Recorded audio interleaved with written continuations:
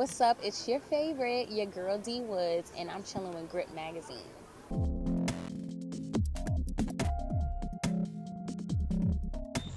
D.Woods is in the house. Hey. So I want you to tell me a little bit about your journey from making a band to branching out and doing make your debuts in a lot of different films. I recently saw you in the hit show Star. So if you could tell me about the experience from making a band with working with four other women until you departing the group to do your solo career. Yeah, it's funny because it's not really much of a transition for me because I've always worked in ensembles, like since I was born. I've been in dance companies, large theater ensembles, musical theater. I've danced behind other major artists and then when I ended up becoming a, front, marquee artist myself with the group.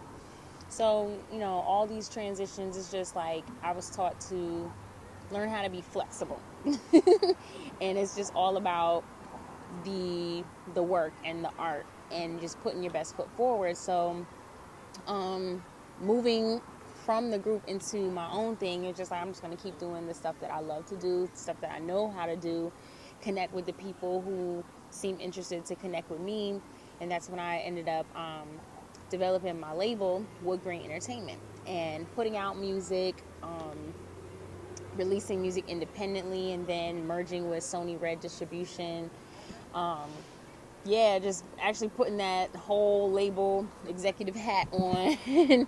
But it was a lot of work that I had already been doing, had already been taught to do because of being in a lot of different positions in theater, in dance, in creative direction, in songwriting, You in you got your degree from, was it NYU? yes, NYU yes. I went also. to New York University. Yep, and I went from being a theater major at the Tisch School of the Arts, and then I transitioned into the Gallatin School of Individualized Study, which a lot of people don't know that division of NYU exists, but it's actually a program where you, the student, create your own curriculum. Like, ain't nobody telling you what classes you have to take. You tell them what your interest and what your concentration would be, which mine, of course, was the performing arts, concentrating in theater and dance. And I studied music business, arts administration, whatever classes that were open to me throughout the entire university, I had the liberty to take or at least try to get in because some classes were like, reserved for majors. So then you had to finesse and get in there. You know what I'm saying? Like in the NYU Film School, like it's very hard and like they have wait lists for classes. But I felt like that class I needed to have for my, course of study. I had to get it in. And so I use all of those experiences. You never know when you end up having to use these experiences that you go through in life. And I ended up really having to use them, and I'm using them now to this Come in day. handy. Yeah, I'll be pulling out stuff that I didn't even realize that I learned. Now, a lot of people, they will go on and start college. They will go in and maybe do 2 years, but then they get that big break to maybe join the band or to be a background dancer. Would you have taken that chance if, say, Beyonce would have came and said, I want D-Woods to dance behind me? Would you finish school or would you have taken that chance to dance back up with Beyonce? Well, it's funny that you say that because really I chose NYU because it was in New York. Because I wanted to be in New York because I wanted to make it. Right. But yeah, I was auditioning for everything. I was auditioning for music videos. I did music videos. I actually did dance for artists. I danced for Lloyd and Bow Wow and LaToya Luckett. While I was still in school, I interned for Spike Lee at 40 Acres and a Mule. I interned at Clear Channel Radio, Power 105.1. I, appeared in people's music videos like Jay-Z's music videos or who else's videos like The Roots, and like You made your debut. I was trying my hardest to have a reason to drop out of school. But, at the same time, I knew how much it meant to my mother for me to finish. And I have, my older sister, Chanel, who's signed to Young Money, but at the time she wasn't signed to Young Money. But she was dancing background for other artists, and I would be like, please, please, please, put me on, put me on, put me on, and she'd be like, no, you're in school, finish school. So what I ended up doing is I ended up going straight through, like powering through, like taking no breaks, maximum amount of credits, and I finished a year early. Spent your summers in there, huh? I took a study abroad in Cuba. I did as many things as I could do to get credits. That also lined up with, my course of study, taking dance instruction at the Ailey School, the Alvin Ailey School, doing private voice lessons, doing, like, I did the Whatever you can most to get on out. to get that career. credit. You mentioned a label. How did you get started with starting your own label? And tell me about that process, because I know it's difficult. I heard in the past when I interviewed a lot of people, they started something, but then it was like, I don't have a team. It's too much for one person to handle, so they would pull out. Sipping the mojito. Well, I never started out saying, ooh, I want to own my own label. I never even really thought that I could. I didn't, you don't know that you can do these things until you're put in the position where you have to apply yourself. And I was in the position where I didn't want to wait for somebody to co-sign me or give me permission to continue my career, which I found myself in.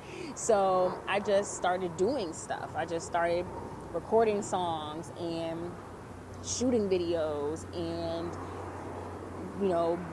paying, promotions, people or radio, personalities or whatever, publicists, website designers. I just started doing this stuff, and that's essentially, all the departments of a label. I had a lawyer, I had several different manager types, but I was essentially managing myself because I knew where I wanted to go. And then one day, someone approached me and was like, yo, we could give you like full autonomy and major distribution. And I was just like, I can do that. You know what I mean? So it was just like, it just kind of happened. But like I said, I was kind of prepared to take that role for myself. I'm not saying I know everything, but at the same time, I'm not a damsel in distress. I don't need somebody to save me and, tell me that I can do what I know that I can do myself, So I just started like running with it, and I know that there's a lot more that I could be doing or that I can learn from other people, and I just stay open to connecting with people who see the drive and the hustle and the talent, and then also the effort and professionalism. Like we were just talking about, like it's hard for females to get people to take them serious. So sometimes you have to be overly, on top of your business, Because you got so women because they're gonna try you. They're gonna go and twerk it to try to, get us there. So I Like, said, I'd rather, work. Right, like no, I did my research. I read the contract. I got professional expertise advice. Like I ain't no fool, And as a young black female too, that was a challenge. But I think the more you do it, your track record speaks for itself. I know you got an impressive resume over there. Oh, thank you. How important is image? Because like we were just talking about, a lot of women, they will do whatever they need to get to where they want to go. But I know D.Woods worked hard to get to where she is. School nonstop, like you said, you finished a year early, and then with all this beefing with these other artists, and it's like kind of like deteriorating their image, because I like them, but then it was like you keep putting out these diss tracks, it makes me unlike you, no one buy your music. So how important is image to you in this industry? Well, it's very important. I mean, right now we're in the day and age of just like shock value, and whatever's gonna get that instant, the attention span is non-existent now for our fan bases. We gotta get them and keep doing stuff to keep them engaged and everything. It's so funny that you bring this up, because actually my latest single is called You Win, and that's what it's really about. Is basically saying like, I can't even keep up with y'all. Like I can't like the hook is I can't compete with no hoe. You win. I So saw you at Southwest on that stage. I saw you there. oh I wasn't there, but I saw videos. oh yeah. So I mean the song when you listen to the words, it's like how I feel when I'm flipping through, some of these, Instagram time feeds and I'm seeing like, hundreds of thousands of likes and followers, but then I'm like, but They put in no time for it. you know what I'm saying? It's like I, I just Oh, I can't bring myself to do that or wear that or pose like that overnight or celebrity. yeah That's what they or do. turn myself out, and I've had people say, oh man, you should just, if you wear this, if you don't even show off your this that and the other. It's like, look, I You got 2 I know years what I without got. showing it. Right, I know what I got, and I'll show it when I want to show it and how I want to show it, but not because, you know, I'm trying to get, you to like me. Like, I want you to like me for what I do, not for something that I did, if that makes sense. You know what I Yeah. mean? Because a lot of them do it. Mm-hmm. They do. As I sip my drink.